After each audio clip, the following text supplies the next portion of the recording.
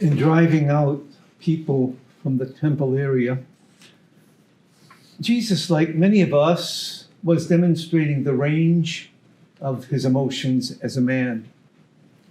In Luke's gospel, we read of how Jesus wept yesterday as he drew near to Jerusalem and saw the city. He wept upon learning that Lazarus had died. He was moved to pity when he met beggars and widows. Today, he's angry. He encountered people who were ignorant of the holy ground that they were occupying. Were they Jews? Had they forgotten the sacrifice of their ancestors who fought and died as they sought to restore the temple that had been desecrated? Did they no longer remember the Maccabeans, Judas, the son of Mattathias, who set out to purify the sanctuary that had been defiled by an altar to Zeus?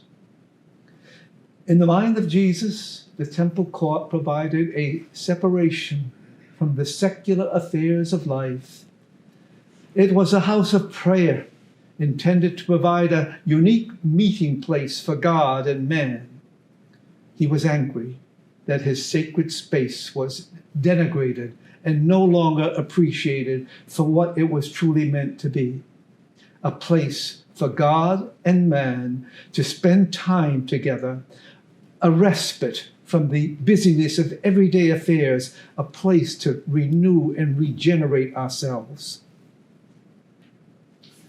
What about our houses? Are they houses of prayer?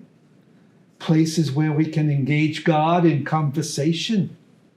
Places that allow us moments to separate ourselves from secular concerns, the busyness of everyday affairs?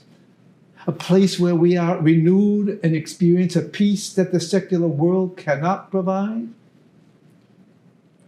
We all know these are tough times.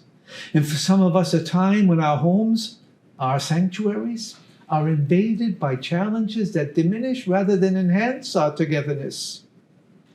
When Jesus said today that his house was a house of prayer, I saw parallels with what Venerable Patrick Peyton said throughout his life, that a family that prays together stays together.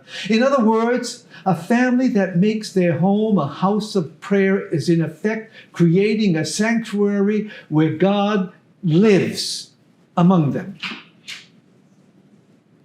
If this is so, then like the Maccabees and Jesus, we too need to take a stand and work to make our homes houses of prayer and support efforts of our churches today being houses of prayer.